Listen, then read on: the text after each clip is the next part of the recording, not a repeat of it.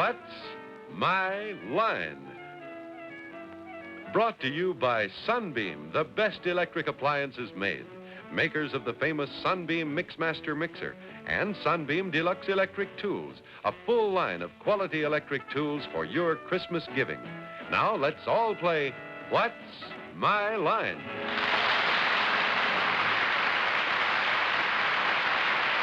Now let's meet our award-winning panel of What's My Line. First, the popular columnist whose voice of Broadway appears in papers coast to coast, Miss Dorothy Kilgallen.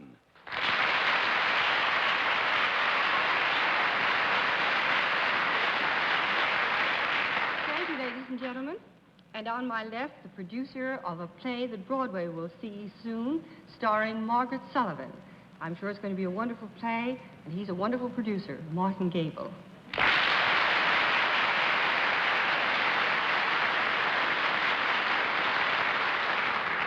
On my left, the star of Fox's new picture, Seven Thieves, Miss Joan Collins.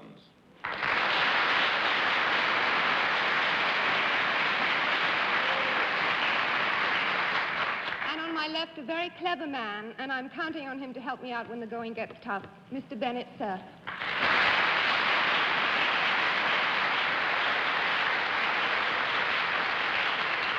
This panel may not be very smart, but it's getting prettier every week.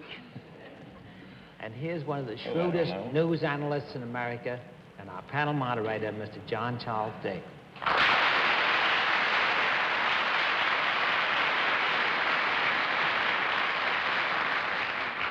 Good evening, ladies and gentlemen. Welcome once again to What's My Line. We have some very interesting occupations, and as Bennett noted, an extraordinarily beautiful young lady to confound, as well as my three comrades in arms of many years, and we'll do the best we can with it.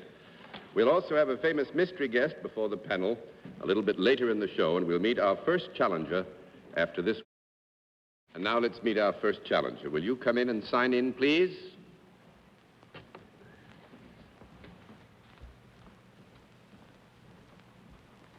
Francis? Parrish, is that right?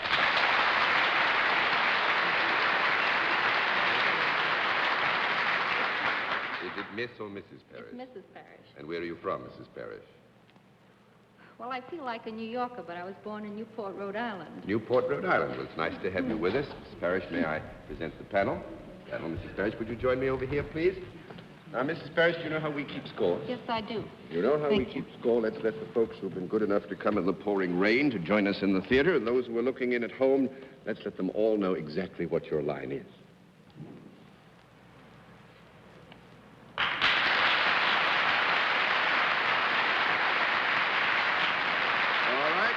Panel, we can tell you that Mrs. Parrish is salaried, and let's begin the general questioning with Dorothy Kilgallen.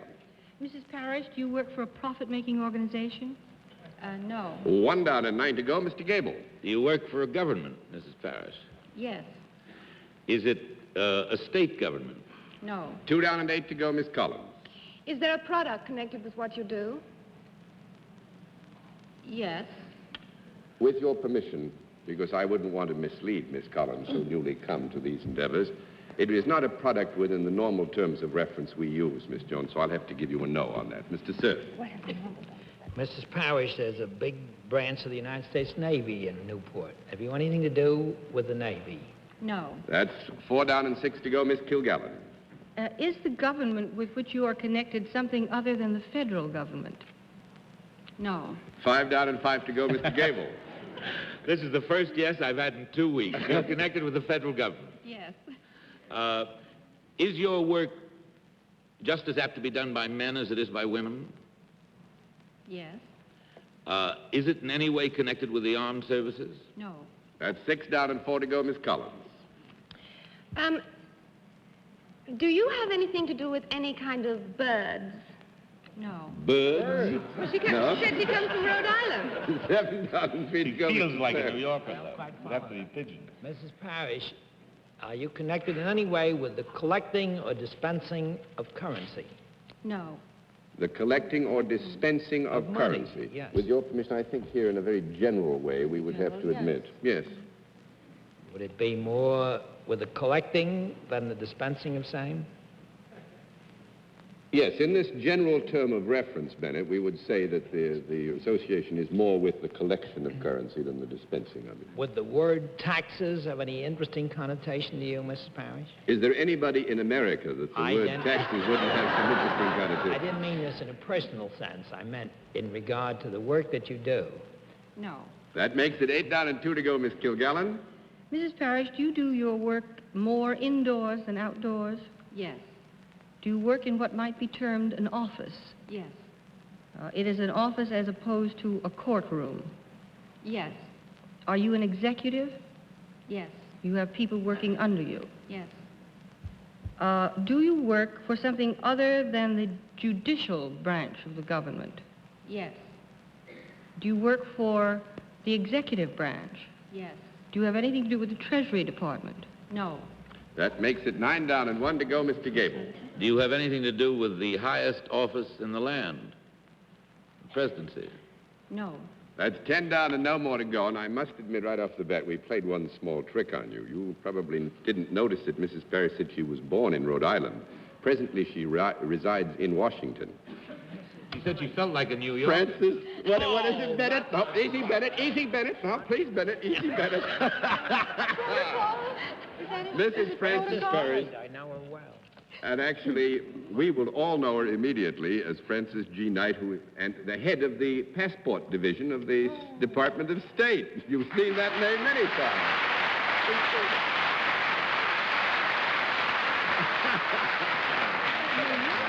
I wrote a whole piece about Francis Knight in this week's magazine. Bennett, you were the one person we were really worried about, and that's why, frankly, we went to all the ends with Newport, Rhode Island as a birthplace. That's what... To take you off the track if we could. I might say that Mrs. Parrish, as Frances G. Knight, the head of the passport division, is a fine executive. As a matter of fact, she's a rather rare kind in our government. You take in about $5.5 million a year, don't you? We do. Takes in that kind of money, makes a profit.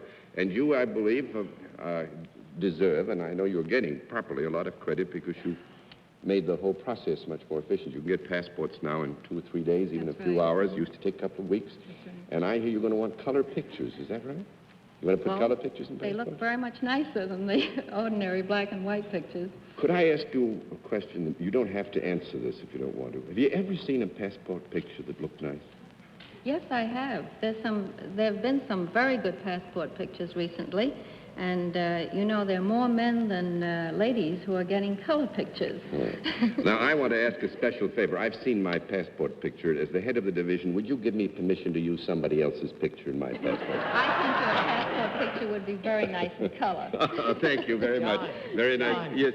I'd like to say something about Francis Knight. It used to take at least 14 days to get a passport. You said it was quick, and I got mine last week in 2 days. Remarkable. I think Made it's things work much more quickly. And thank you.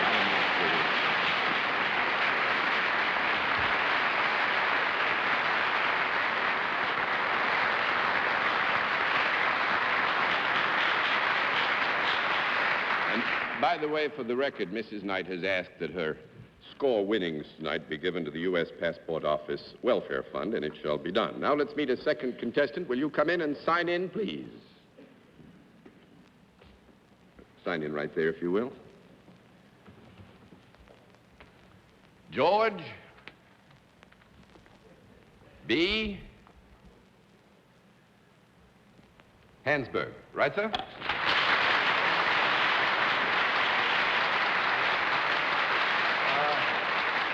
Mr. Hands Berg, where are you from?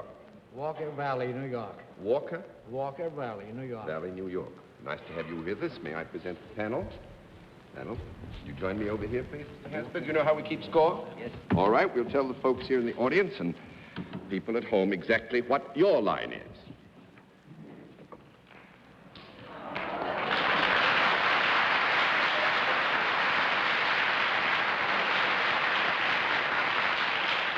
Don't get discouraged, panel. We'll give you a rough one tonight, I promise you. It's going to be a rough night, but who knows? We'll tell you that Mr. Hansberg is self-employed, and let's begin the general questioning with Bennett Cerf.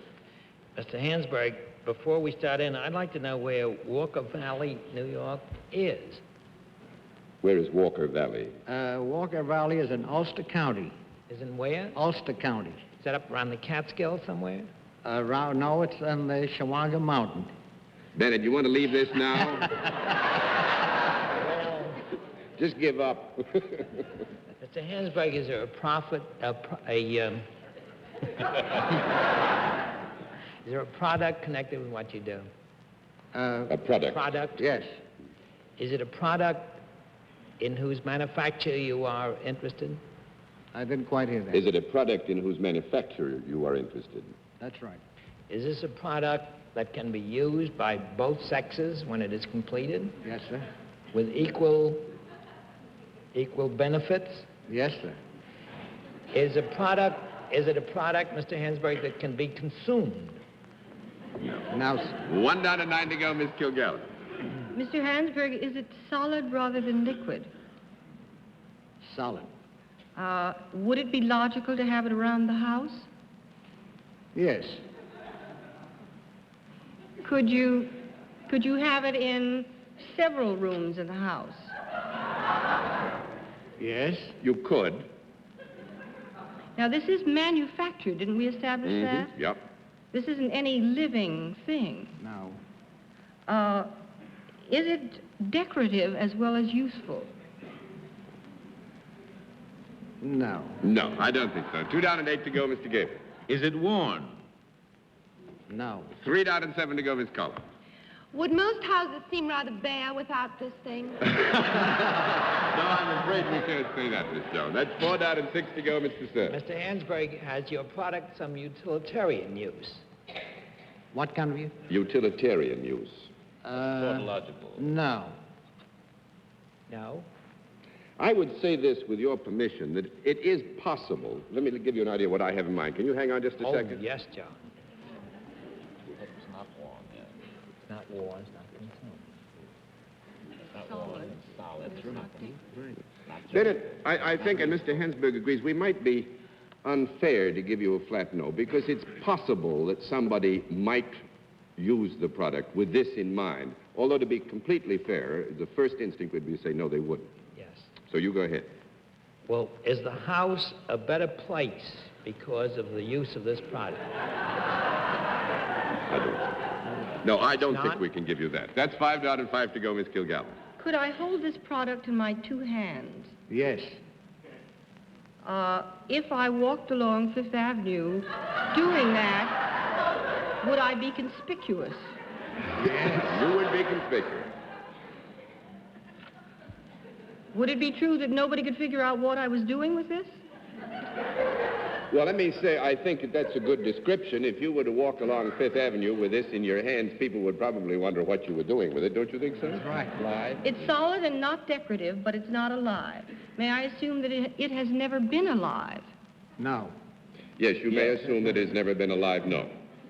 Is there any earthly use or any earthly reason that you can think of why any one of us on this panel would ever have had one of these things? Would anyone on the panel have one of them? In any reason why we'd ever say yes? Yes. Is there anything seasonal about this product? No. Nope. That makes it 6 down and 4 to go, Mr. Gabel.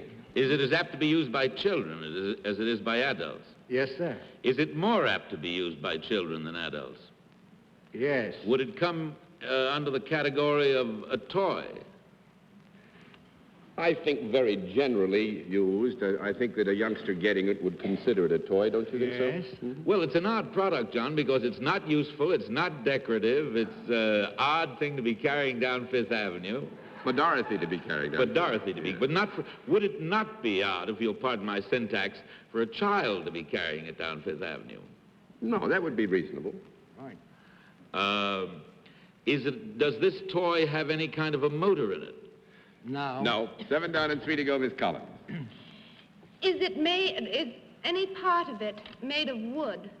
No. No. 8 down and 2 to go, Mr. Cerf. Hansberg, would you say that this product was in any way a possible replica of the human race?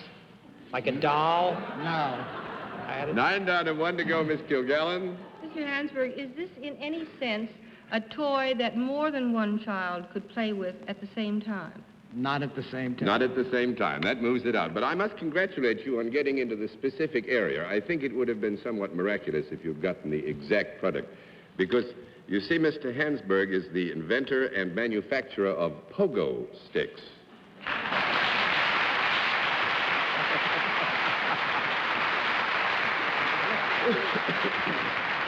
And you've got to admit, Dorothy, that you on Fifth Avenue with a pogo stick would cause a little talk. Honor if I went pogoing down Fifth Avenue. I must say that Mr. Hands Berg has a charming little story on the origin of the pogo stick. Would you like to tell it, sir? Yes. This pogo origin emanates from a Burmese father who had a very beautiful daughter. And they were very poor, and she had no shoes, and she had to go to temple to pray. And having no facility to go to temple without shoes and the muddy roads that they had, her father conceived a very crude idea of transporting her to the temple. And so he created a jumping device by tying a crosspiece on a stick and thus permitting the child to jump to the temple for prayers. And the daughter's name happened to be Pogo. And there you have it. There you have it. Thank you very much, sir. It was a very interesting occupation. Nice to have you.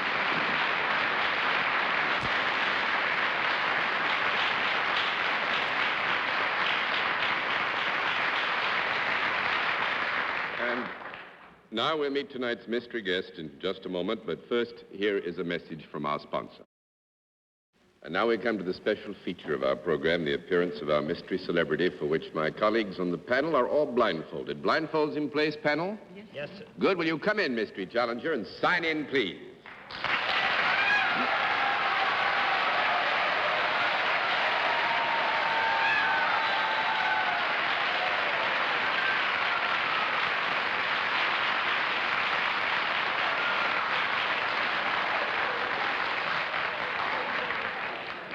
All right, panel, as you're aware, in the case of our mystery challenger, we go to a different form of questioning. You ask one question at a time, in turn, moving clockwise, and we'll begin it all with Martin Gabel. Are you in the world of entertainment? Yes. Miss I know Collins? who it is already. Are you in motion pictures? No. 1 down and 9 to go, Mr. Cerf. Are you in the field of television? Yes. Miss Kilgallen? Have you also worked prominently in the theater?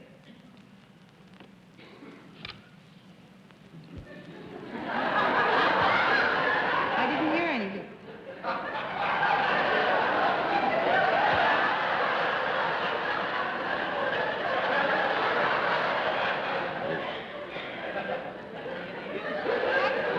Have we had an answer, John?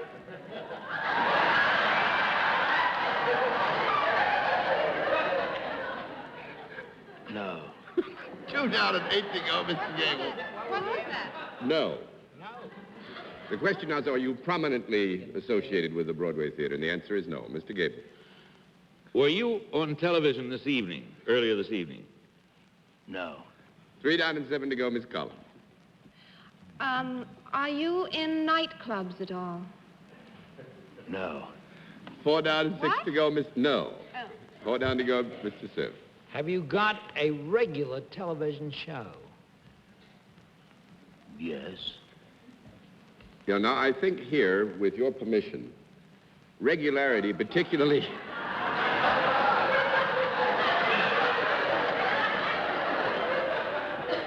regularity, particularly in this year of special programming, we take to mean a regular series of programs, but not necessarily an every week appearance, all right? You mean this is a special program, John?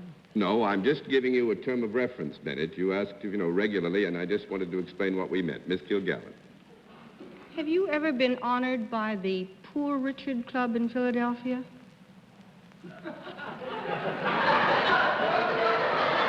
No. 5 down and 5 to go, Mr. Gabel. Has your wife ever appeared with you? No. 6 down and 4 to go, Miss Collins.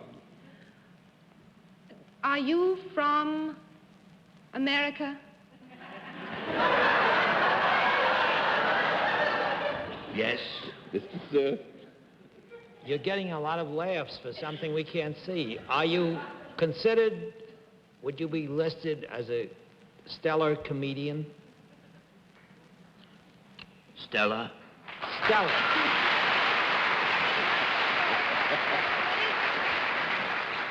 I think we would say yes to that, and very quickly, Bennett. Miss Kilgallen.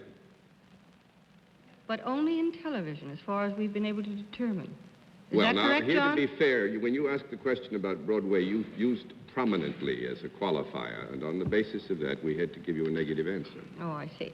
Well, maybe I'll get another negative answer. Have you appeared more than once on the Broadway stage? Or the No. London stage, or any No. stage? No. Yes. Oh, yes? What was it? On any stage you changed it? More than once on any stage. Yes. Yes, well, we'll give you a yes to that. Mr. Gabel. But your principal prominence has been in television? Yes. Do you also sing? Badly. Mrs. Fair? Have you ever done an imitation of the fellow you're sitting right next to at this moment? Art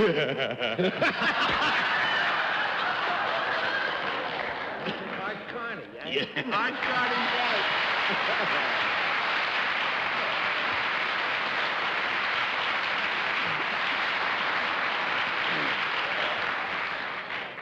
You know, some years ago, I don't know, it was 5 or 6 ago, Bennett, I think it was you that guessed me. Only you made a mistake. You said I was from New Rochelle, and I'm from Mount Vernon. Same thing. But it's Westchester County. But you just did John the other night, didn't you? Oh, That's right. this, That's right. I had to work last Friday night, unhappily, and I missed it, but if you need any barometer of the affection and respect for you in the general public, you should have been with me Saturday. Everywhere I went on Saturday, they said, did you see what Art Carney did with you on last night? And they just thought it was great. You know, it was hilarious. They took all of us off. It was a wonderful, wonderful show. Wonderful Well, show. it was enjoyable doing it, and Do it. Oh, yeah, Can do you it. do the Do thing it. where, I understand Do you did the John Davis. second locution thing and Oh, no. Oh, you mean, I was going to say, you mean, you? yeah. Yeah. I have a little laryngitis, but when Dorothy asked me about Broadway, Broadway conjures also a conglomeration of structures offering entertainments of various varieties in the more popular forms of artistic endeavor. Therefore, I believe the fairest and most correct answer to you would be...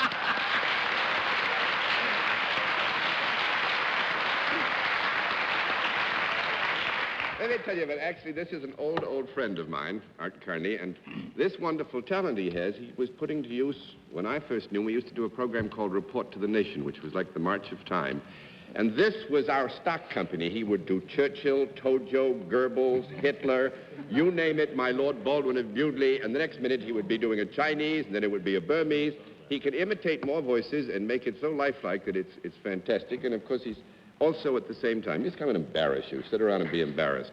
At the same time, he's a great artist. You know of his skill in comedy with Jackie Gleason.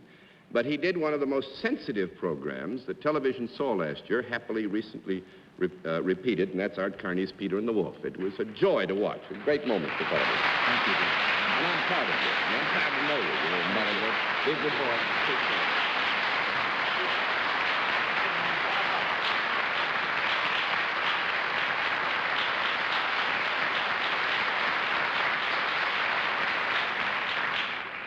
I'd like to say that Art has a wonderful agent, too, Bill McCaffrey.